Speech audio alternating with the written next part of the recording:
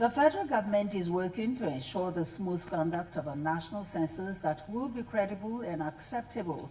The Minister of Information and National Orientation, Mohammed Idris, reassured when he received management of the National Population Commission led by the chairman Aminu Yusuf during a courtesy visit. Salihu Abdullahi Gwanara brings us details. Nigeria's growing population has increased the demand for a demographic data to boost national development. This interaction is keeping the dream for another census alive, as the government spokesman assured that the ministry he's supervising will remain worthy and committed to the task of propagating government activities, including the conduct of a transparent census. The consensus here by these stakeholders is that the delay to conduct a census is not a denial, but part of government plan to make sure that every Nigerian is accountable for on a national database. You can only be doing your administrative matters there.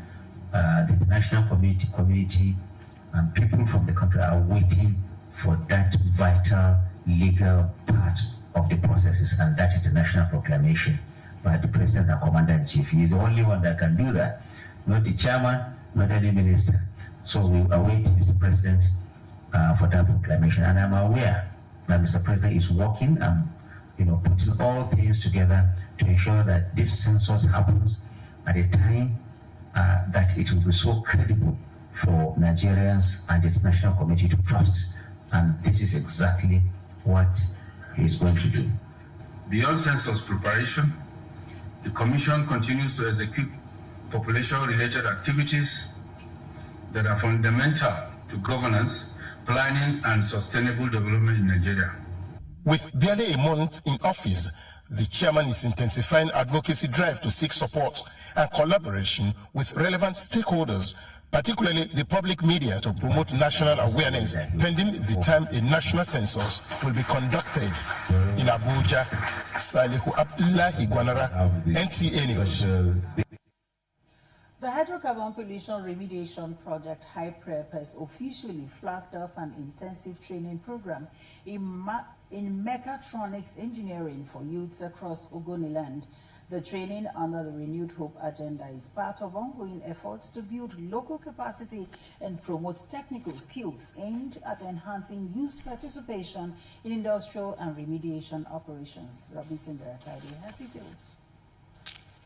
Mean by fourth industrial revolution, which simply means a revolution that is being driven by emerging digital technology. The mechatronics training by the Hydrocarbon Pollution Remediation Project to Ogoni youths is in collaboration with the Offshore Technology Institute of the University of Port Harcourt. The training is aimed at integrating mechanical, electrical, and computer engineering skills to prepare the youths to play active roles in the industrial revolution and remediation process in the Niger Delta region.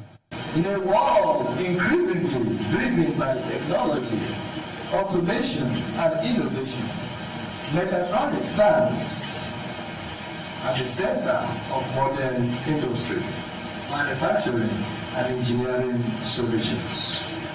You are therefore being equipped with skills that are globally relevant and economically empowering. There will be 2 weeks intensive training for the 100 Ogoni youth,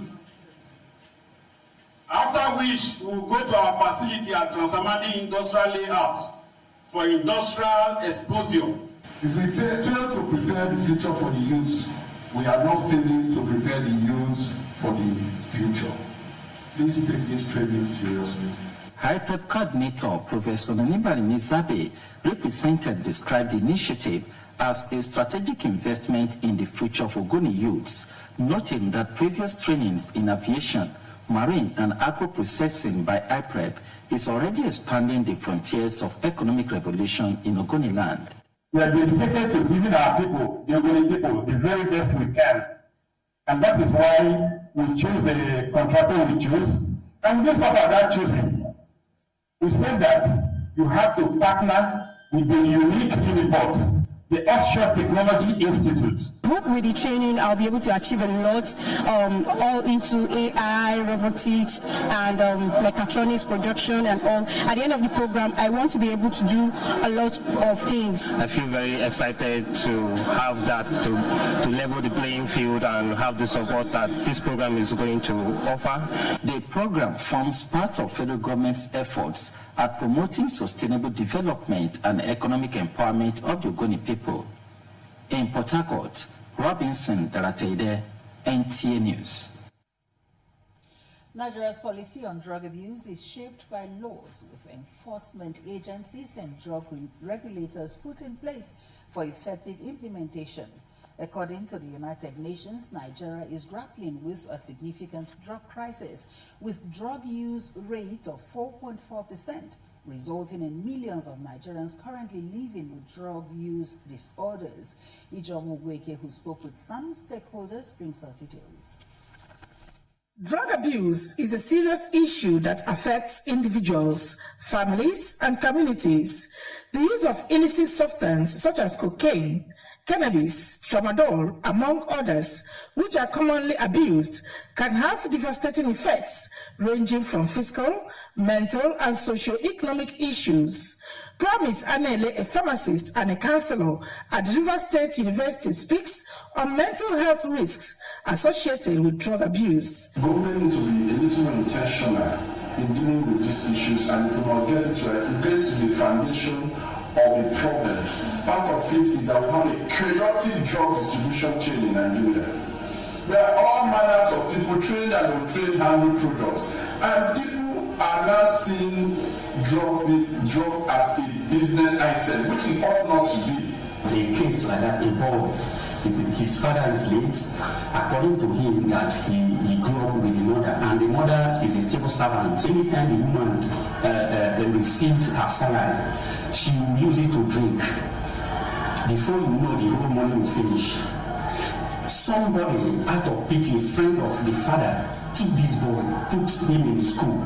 After drinking, this woman can make trouble with this man. Other stakeholders who are worried over the increase in drugs consumption, particularly among youths and women, and its implications on family life, harp on advocacy in schools and strengthening of laws against drug abuse. Every child that tread on the path of drug abuse has the life expectancy cut down. Is usefulness. There is what we call consequential family disruptions. So I believe that if we can do more advocacy, if we can strengthen our laws, strengthen all our regulatory agencies, it will go a long way to curb drug abuse in our nation, Nigeria. Obedeke Kennedy is the Deputy State Commander, Operations and Training, National Drug Law Enforcement Agency, Rivers State Command.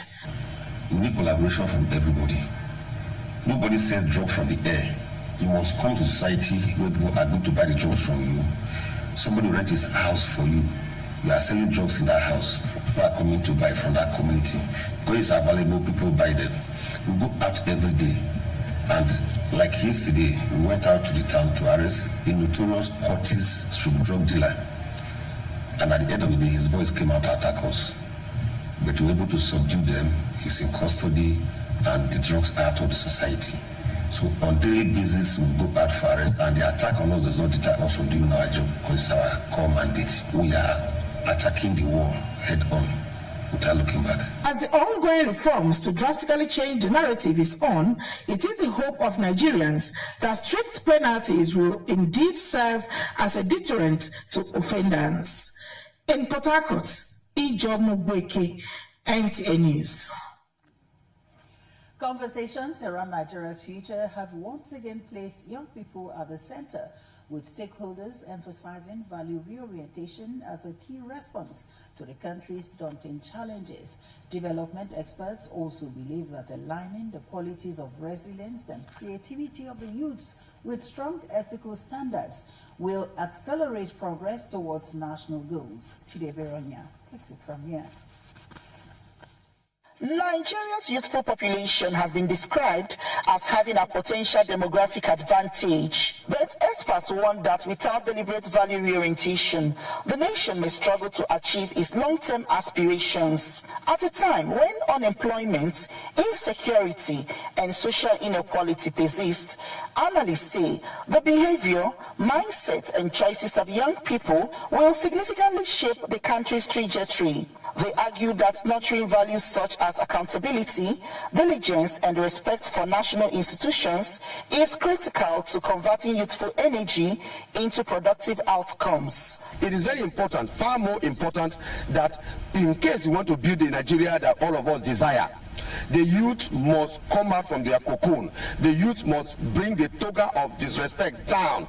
The youth must come up and say, we want to achieve development in the area of this new idea of bringing good orientation to everybody. And this is everybody's work. Both the church, both the school, both where we are working, at the community, and all. If we do that, I think we can forge ahead. With the renewed agenda and policy and programs, looking at the revolution coming on board, I think it will go a long way to impact developmentally if the youths are well engaged in Nigeria. According to youth development practitioners, programs that integrate value education with skills training have shown promise in steering young Nigerians towards productive livelihoods. They urged policymakers to scale up such initiatives and ensure they are inclusive and sustainable. Youth will be engaged, people will be occupied, people will be busy, and social restiveness will be brought to minimal level. We should not wait for white-collar jobs as youth. That is a mistake we make in Nigeria. Every youth is a potential entrepreneur. Therefore, they have to explore what they have and bring it to bear. Observers argue that shaping the right values among youths is a collective duty that extends beyond government.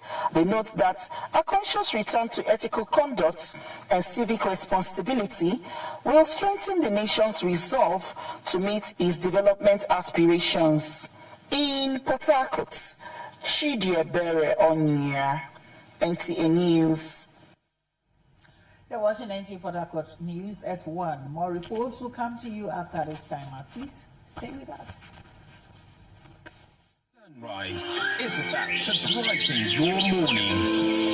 Wake up to Good Morning Port Harcourt, your fresh, vibrant and inspiring daily companion. From the heart of the Garden City, we bring you stories that matter. From politics to news headlines, sports, entertainment, lifestyle, and community happenings. And all the information you need to start your day. It's all coming your way from Mondays to Fridays, 6 a.m. to 7 a.m. Whether you're at home, at work, or on the move, make it a routine. Only on NTA Channel 10, Port Harcourt. But don't just wake up. Wake up with us. Good morning, Port Harcourt!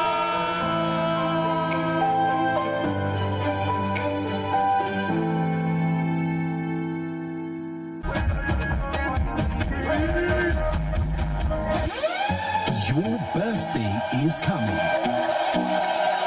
And you're still thinking small? No hype, no crowd, no fun. It's time to level up with Birthday Bars. The biggest birthday show live on TV. Bring your cakes, snacks, and drinks. We've got the vibe, we've got the crew, and friends for you. Get your birthday tickets now. Adult celebrants, 5,000 naira. Child celebrants, 3,000 naira. Well-wishers and other attendees, 2,000 naira. Performances are games, shout-outs, and you on TV. Showing live every last Saturday of the month at 12 noon on NTA Port Harcourt. For sponsorship, adverts, or how to get your tickets, please call 080-370-69516 or 080-330-91338. Birthday Bars, it's your day. Let's make it loud. Okay, you will love this one. Oh yeah, oh my Jesus. Oh yeah, oh my Jesus. Oh yeah, oh my Jesus.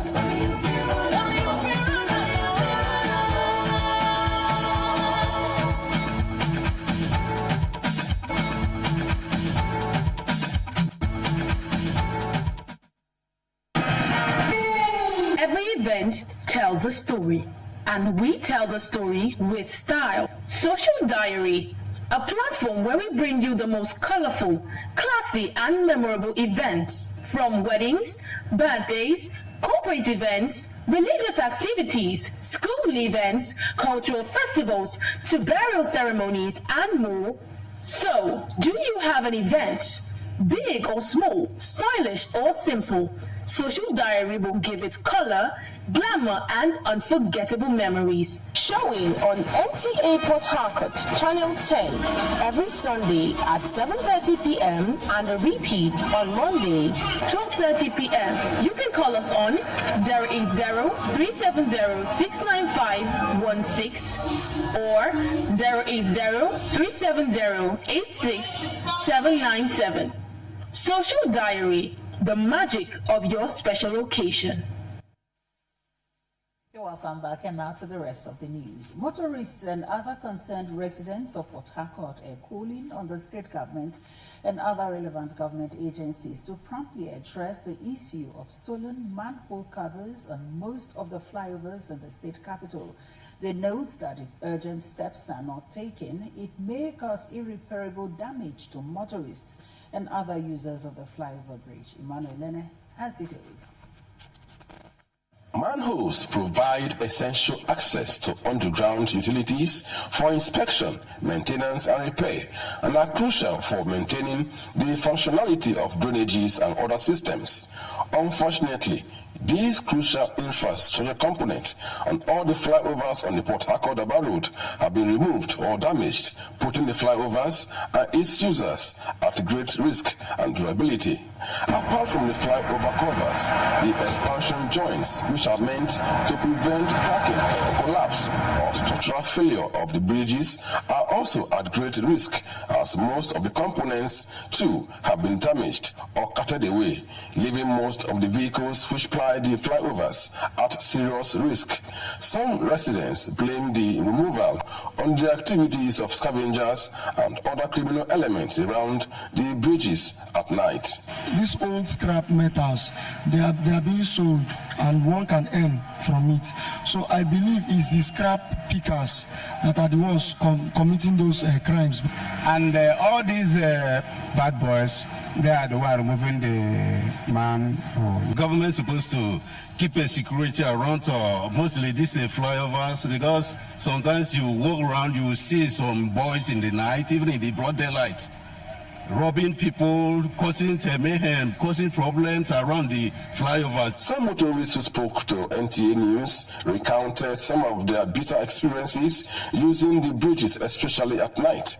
They are calling on the state government and relevant agencies to immediately find a lasting solution to the empty manhole covers, as it may lead to serious calamity if not seriously checked. Most of the drivers you see on the road, some are drunk, some are passing through a lot, some are passing through one or two things. They will go to clubs, coming back in the night, over speeding and all that. You find out that they will venture into such a hole, and the thing will cause damages. So we are not very happy, because we driving, it affects us, because every day you can see that we are going mechanic workshop, affect our cars, shock and bow joint, tar rod, So we're not happy. The thing is very bad now, because it's causing a lot of hold up and accident on the road. Just water lines, flyover is very, very bad. Artillery is causing accidents. Due to that, the driver is taking it so difficult to pass there. Majority of times, our vehicle is damaging. Many are worried that months after these critical infrastructure components were removed, no action has been either taken to restore or replace them, describing it as unfortunate. They are calling for immediate action, as a stitch in time, they say, saves 9. In Port Harcourt, Emmanuel Lene, NTA News. And for some business news updates, let's join Titilayo Precious.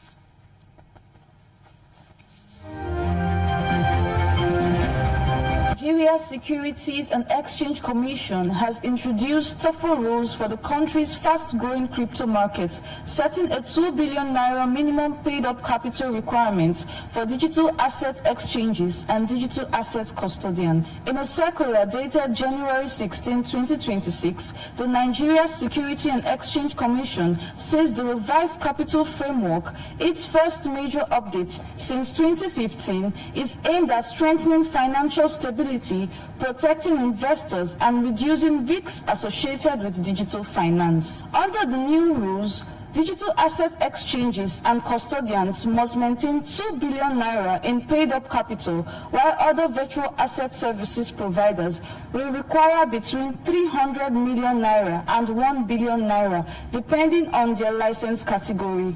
Capital thresholds have also been raised for robo-advisors, crowdfunding platforms, and alternative investment managers. Operators have until June 30th, 2027 to comply with the Nigeria Securities and Exchange Commission warning that firms that fail to meet the new requirements risk sanctions, suspension, or loss of license. For Business News, Titilayo Job, NTA. And Gift Judge will bring us some sports news. Nigeria senior men's handball team, the Golden Arrows, began their campaign at the African Men's Handball Nations Cup in Kigali, Rwanda, on a winning note Wednesday afternoon. The Nigerian team, coached by Rafiu Salami, got an impressive 25-23 victory over their Algerian counterparts. The Golden Arrows, made up of foreign and local-based players, shocked the Algerians, who are ranked second in Africa, in its first match in Group A. Nigeria is featured in the Africa Men's Handball Nations Cup 15 times, with its best performance, which was a fourth-place finish in 1988 in South Africa. In football, Nigeria's representative in the CAF Champions League, Rivers United, have arrived Zambia for its crucial encounter against Power Dynamos of Zambia. Rivers United will face Zambian champions Power Dynamos at the Ndola Levy Mwanasa Stadium on Saturday, January 24, 2026. The crucial Group A fixture is set for 2 o'clock in the afternoon Nigerian time. The Nigerian side will be aiming to secure a positive result on the road as they continue their campaign in Africa's Premier Club competition, with the outcome of the encounter expected to play a significant role in the shaping of the group. In boxing, ahead of the Commonwealth Games in Glasgow, Scotland, the Nigerian Boxing Federation says it will conduct an open national trials to select the best boxers that will represent the country at the Games. The screening exercise will feature both local and foreign-based boxers.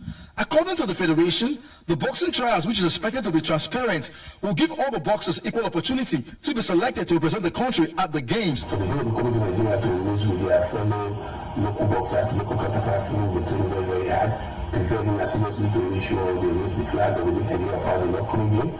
And we're going to make sure it's going to be a free and fair selection process to the trial. The 23rd edition of the Commonwealth Games is scheduled for July 23rd to August 2nd, 2026. With sports update, Gift George, NTA News. And with that, we'll wrap up our 1 p.m. news. But just before we go, a quick reminder that you can watch our news streaming live on our social media handles, currently showing on your screen. Like our page on Facebook to get updates of our news and programs. You can also watch all our news at NTA Port Harcourt on Star Times Channel 103. We thank you so very much indeed for watching. Join us again at 7 p.m. for Fresh News Bulletin. Good afternoon.